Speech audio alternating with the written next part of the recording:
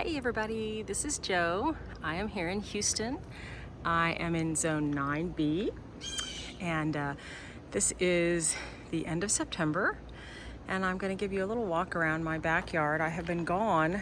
I went to Australia for 2 weeks and I have some videos to put up from Australia gardens, but also then I brought back COVID, so I've been sick for 10 days. So I'm finally back out in the garden and I'm going to give you a look around. So the most fun thing, literally as soon as I got over COVID, I went to the plant store. So if you've watched my channel before, you know that I have a second garden at Camp Allen, about an hour away from my house in Houston, and it's an all native Texas garden, and it is in a literal parking lot at the summer camp where I grew up. And so I bought some things for there. And one of the things I bought, we already have some of this. Oh gosh, now what's the name of it? I don't know why I'm having trouble. This is a yucca. And I already have a yucca out there, 4 of them actually, but I bought them really small. I bought them in 4-inch pots, not realizing that it would take 100 years for them to bloom. So I'm bringing this so that at least we'll have an idea out there of what it will look like. And then I bought my friend Rachel on her channel is, hello Rachel, Gulf Coast Butterfly Gardening, has a cut leaf coneflower that is unbelievable. It's so beautiful. And so I'm gonna put one at camp. This is one of those bonus pots where you get 3 in one pot. And then I bought one for myself as well. But that's new to me. And then another thing I'm trying is purple sneezeweed. Now it's not purple, it's really called purple headed sneezeweed or something. So like the middle of the very middle of the flower is a dark sort of purple, but the flower is actually yellow. So I'm gonna try that. I know sneezeweed does grow out at camp in the wilds out there, and so I thought I would maybe try this. And this is a native of Harris County, which is where I live, and Camp Allen is just the next county over. And so I bought myself some, and then so I'm getting ready to redo the whole front half of the front yard because we're replacing a tree. And so I am stepping away from my usual color scheme, and the front garden this fall, half of it, the new part, will be hot colors. So I will have orange and yellow, and I'm gonna mix some blue in. So I went ahead and bought, because I knew it took a long time at camp. This is you can see it's gonna be orange. This is the native Texas lantana. And it took so long for it to get going last year. I thought I would buy this small and go ahead and pot it up so that maybe in November, it'll be a little bit bigger and ready to put out. And then next to that, I'm gonna plant some Salvia farinacea, which is purple. And so, even though it's called mealy blue sage, it's so purple, I'm telling y'all.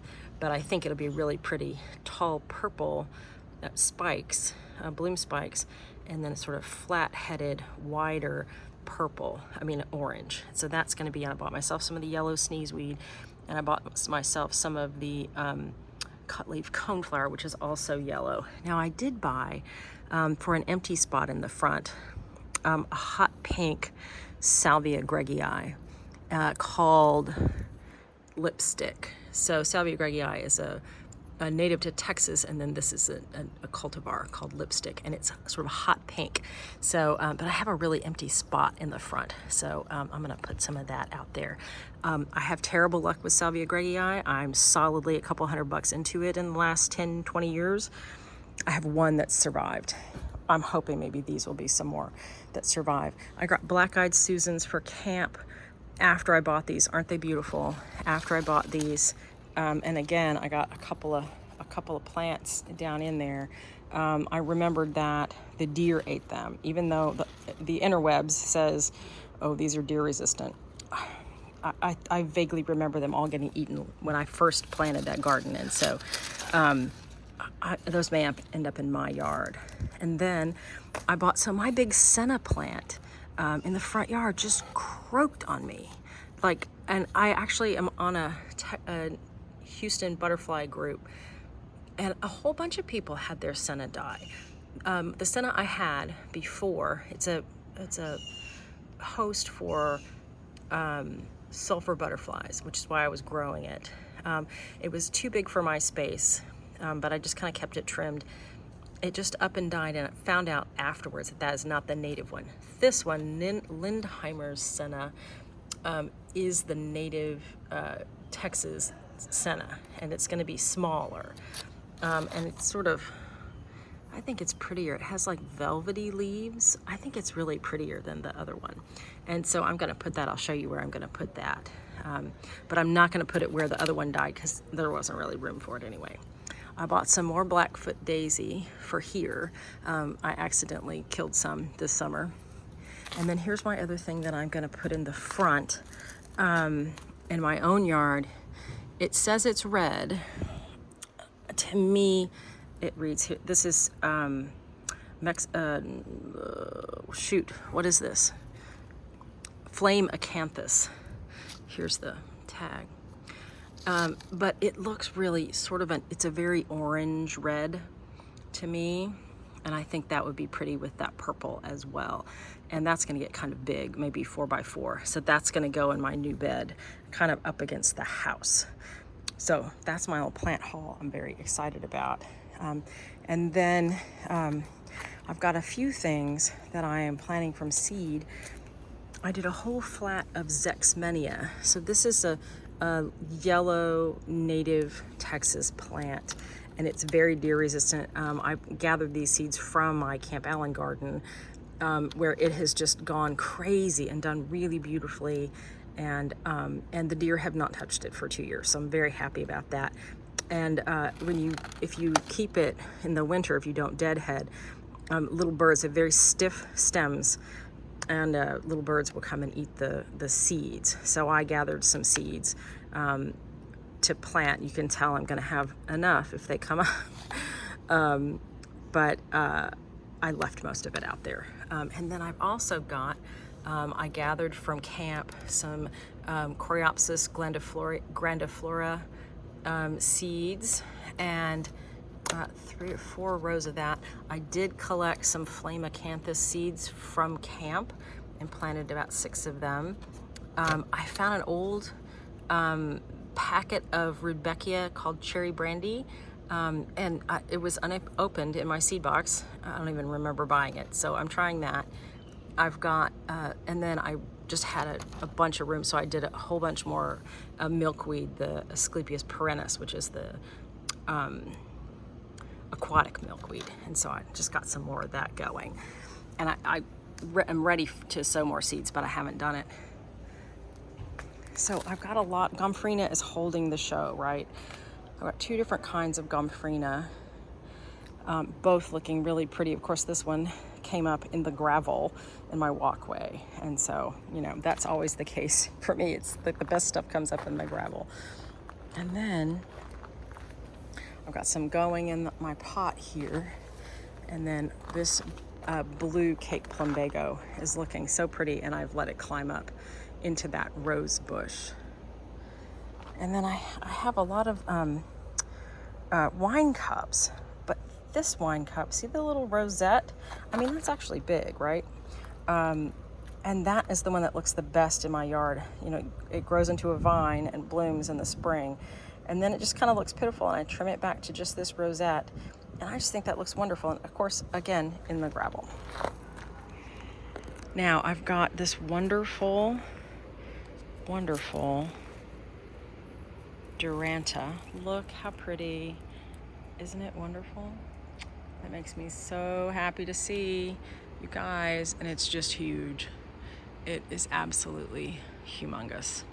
And I see butterflies. This is the plant that is bringing the most butterflies and hummingbirds into the yard, is this plant. Now I can see I had some volunteer, stepped over here.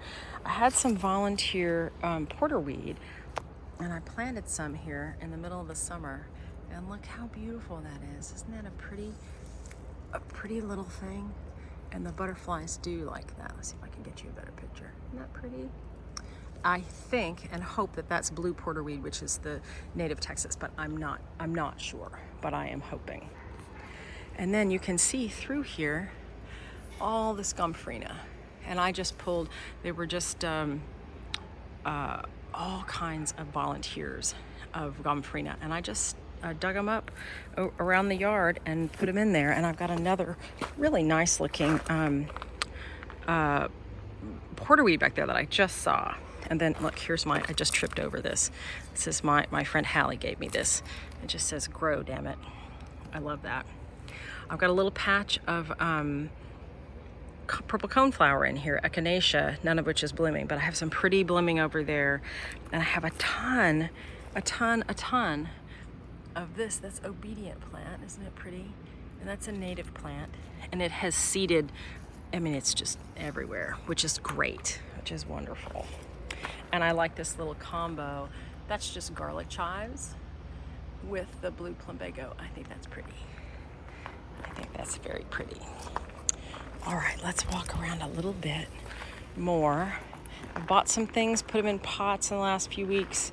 Ooh, look at this teeny tiny itty bitty lizard on the penta. Can you see him? Let's see if we can get, hi buddy. Oh, he's a baby. And then I did throw a lot of fennel seed out here, and I've got a lot of little bits coming up. So hopefully that'll look great for the fall. And of course, again, gomphrena holding down the fort here. I've got my empty space. I keep throwing random seeds in there. I bought all new things to fix the pond, shocking. But literally just like went on my Amazon website and looked at like past purchases and just rebought everything I already bought, because I know I can get a couple of years out of the pump. So, and then all this is coming back up. I trimmed it really hard, the black and blue salvia, and I do see hummingbirds on this a lot. Lots of hummingbirds on that. Now I have a huge spider mite problem on this rose. Look how terrible. Look how bad that looks, y'all. It's just awful. It is blooming, but I'm tempted. It's still 90 degrees every day to just like literally prune it back a quarter, take every terrible spider mitey leaf off, and then fertilize it and see if I can get new growth. I don't know. It seems, excuse me, it seems to be a really tough rose, and so maybe I could get away with that. Another thing holding the fort, look at this. It is enormous. That thing is almost 4 feet across. This is Mexican hat. I can't get over it, y'all. Of all the things that have planted itself in one of my gardens in the last 35 years, this is the most amazing. I love it. And then before I go too far, so I do have some echinacea coming up. Look how beautiful. So pretty. And a white one, that's white swan. And I'm wondering if maybe this is powwow wildberry, though I don't remember putting any of that right here. And again, I'm waiting. This is all encroaching. I have this silly little thing, but I am waiting for it to cool off. This is Echinacea pallida, which is a pale echinacea, and it has long, skinny petals that hang down more. And I planted that from seed a long time ago, and it popped up here, and then this guy is trying to take over. So as soon as it cools down, I'll dig that up and move it so that this can have its own space. And then this is Mystic Spire salvia, which, I mean, it's sort of floppy. I need to trim it back. And then a nice little gomphrena popped in there. Okay, one of the things, in addition to seeds, I'm propagating by cutting, and I'm not good at this, but there are a couple things that I do okay with. So this is coleus, right? And I have two different kinds, and I cut them down, just chopped them back. So these were big and puffy, but scraggly. And I've popped some, I did this a couple weeks ago. This is a Australia coleus. But look, I just put it in water, and look at all those wonderful roots. And so now I've got, this is where I did the big trim. They don't have roots on them yet. The other thing I'm propagating by cutting is penta, those really big pentas. So this is 3 weeks of neglect and sitting in water. And the other thing I propagate by cutting is begonias, so little begonias, and they get roots very quickly and easily. So those are the 3 things, you know, like non-propagation me, those are the things that do well for me. I'm getting ready to, I just put some vinegar out here to kill the some weeds. And I'm getting ready, I think it's cool enough to move my little succulent theater back out here. And then I'm gonna sow my wildflower seeds amongst the pots. So that's my big plan. And then another plan I've got going, that senna is gonna go here, I think, because it's only supposed to get 3 or 4 feet tall. And so all of this is just a mess. So it's always hidden behind this little fence, which protects everything from the generator. Blows 10 minutes, 15 minutes a week, blows hot air out. And so it's a test run every week. And it's just trash these flowers. And so I'm gonna clean all of this out to where I'll just have, this is a Texas kidneywood. This is a native Texas plant. Let's see if it's got any flowers on it I can show you. Not very pretty ones on that. It's got white, fluffy little flowers. There we go. Isn't that pretty? And the bees really like this. That's native. It's a butterfly host. So I'll leave that one. This is a butterfly host. That is false indigo. It has never bloomed in the history of me owning it. And it's goofy. I finally cut some of it back. But I'm gonna tuck in here. I'll clean all this out, and I'm gonna tuck that senna in here. Now I have another native plant, and okay, so that's a native plant. This is a native plant, butterfly host, butterfly host. This is a native plant called parsley hawthorn, which did not bloom in the spring, but I think it's getting crowded. And so I got my parsley hawthorn, which is a little tree. And next year, these 2 sad rose bushes are going there. I've got another home to go to, and I'll move my chicken, who's under here. I will move my chicken, and the vines I grow, I'll move that over a little bit and give that some space. So, okay, here's another thing I'm gonna show you.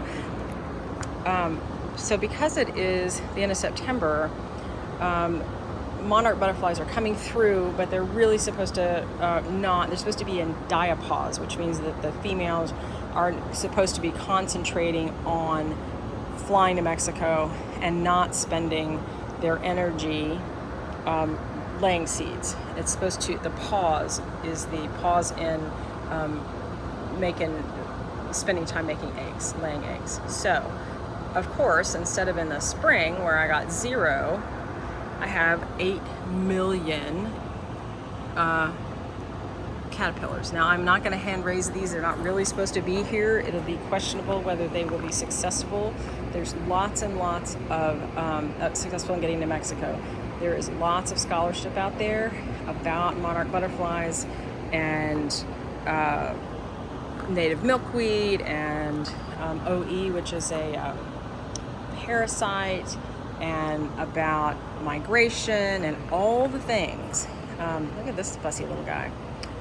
And I may even do a video about that someday, and may even and put some links to the scholarship that's out there. There's a lot, but for now, I'm not hand raising them. There are studies about whether it's better or worse to hand raise them. Are we helping them or hurting them? So I'm leaving these to their own devices. I will not get rid of them, but I'm not going to help them along either. So we'll see. They're on their own, but it's super fun to watch them.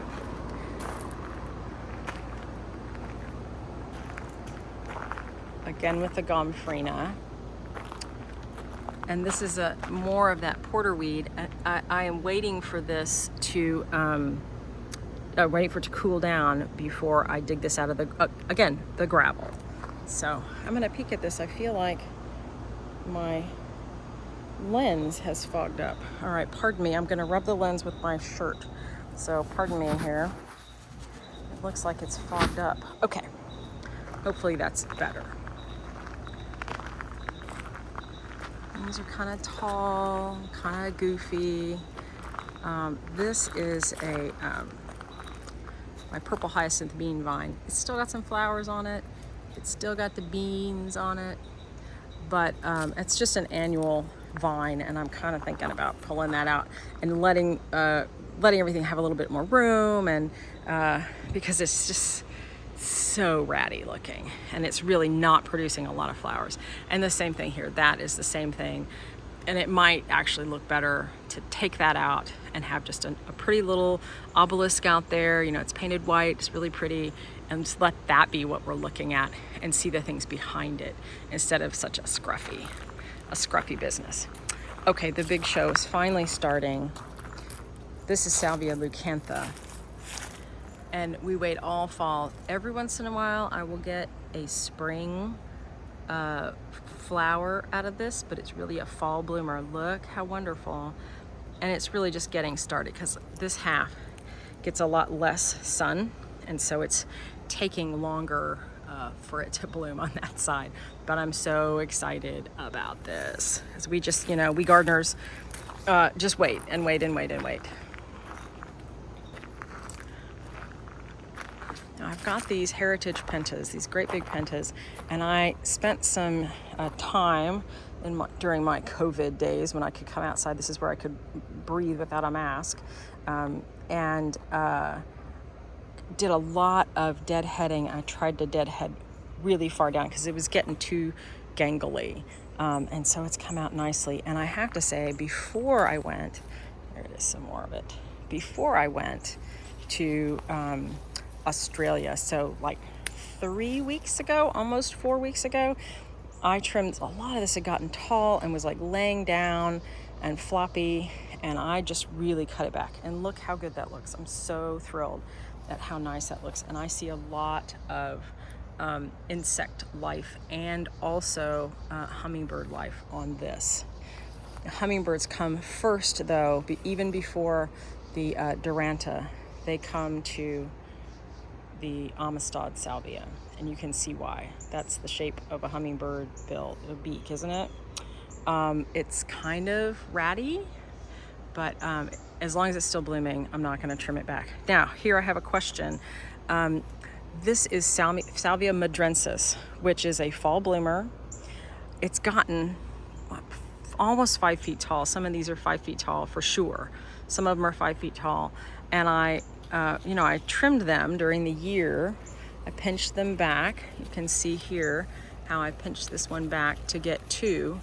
And last year, by this time, this should have 12-inch long yellow bloom spikes. And yet it seems like, I have all these huge leaves, and I feel like it's just shriveled, and I don't know what's going on. I don't know why it has just sort of decided that it's not gonna, it's just, look how terrible. I don't know what's going on with it.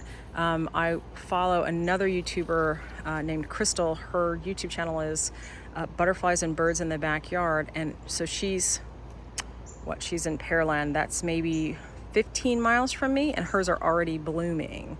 I'm growing it because I saw hers and they were so beautiful. Of course, I want my yard to look like Crystal's yard anyway. So I can't figure out why hers are, have a flower spike, that tall, and I'm getting this shrivelly weirdness. So if anybody, including you, Crystal, has a clue what I should do or what's going on, gosh, I'd love to know.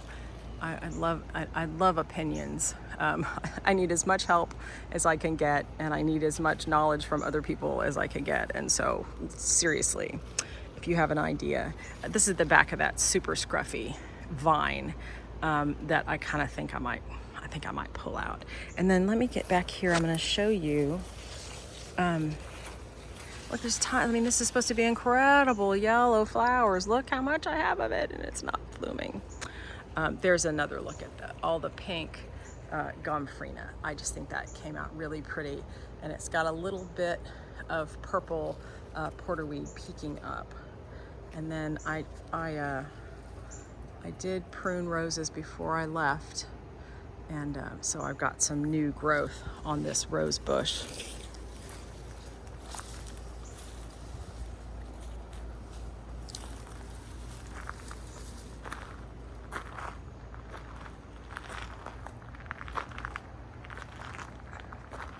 My fire spike's kind of going over, so I'm kind of cutting back a little bit, deadheading a little, trying to get new growth. Mrs. Doubtfire, did your brother chase you?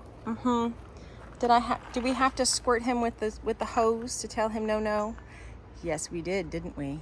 Rotten old Buttercup chasing my baby. Oh, let me show you a little bit of the shade. Oh. One more thing I'll show you back here. So I have planted several wax myrtles, which are a native plant, and some are male and some are female. So some of them have berries on them that birds, like 45 different birds will eat these. Look, they're just getting started, still green. But there are, I see you, you're very meow meow. There's just thousands and thousands and thousands of berries that are gonna come up. And I have another one that's a female plant that has tons of berries as well in the front yard. And then I think they're being pollinated, right? Cross-pollinated, whatever it's called, pollinated by the male tree that's in the corner there. So that's kind of fun. Okay, let me show you a little shade before it gets too dark, because I've been talking for a long time.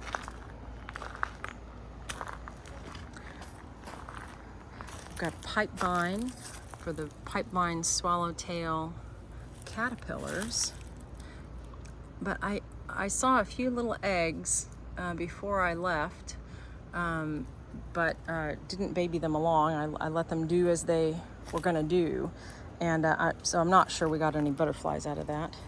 The squirrels have completely dug up this pot. And then look at this. American beautyberry. How gorgeous. Birds will eat this, which is why I planted it. There's another beautyberry there. Here is another obedient plant. Look at that. Oh, gorgeous.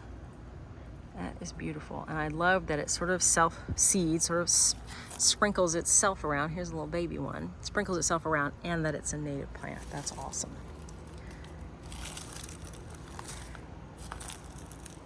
Here's another native, which is Turk's cap.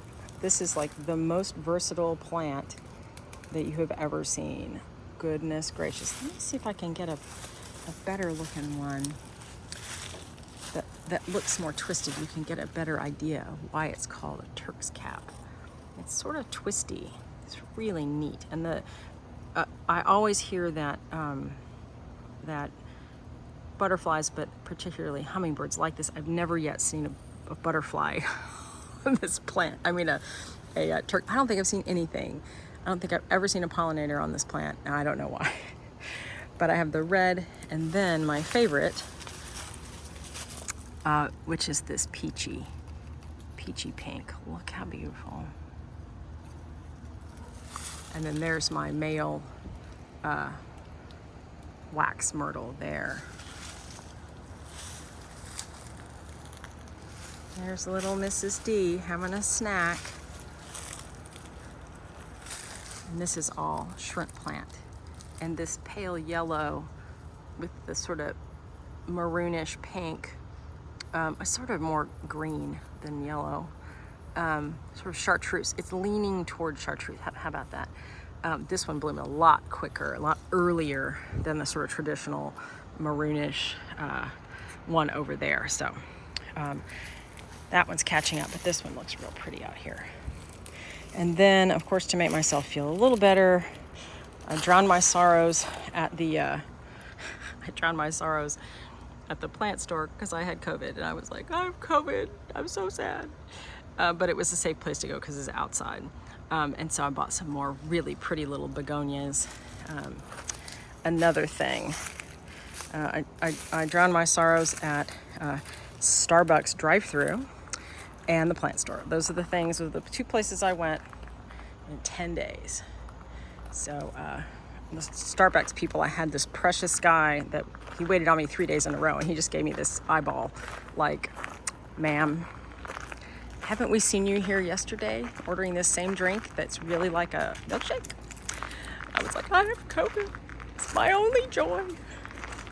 And I'm identifiable because I have that red Mini Cooper. They always know when I've come back through. Thank you guys so much for watching, taking the time out. Thank you for all your sweet comments. I'm behind on comments, but I do read everything, and I will write you back. And y'all are so precious.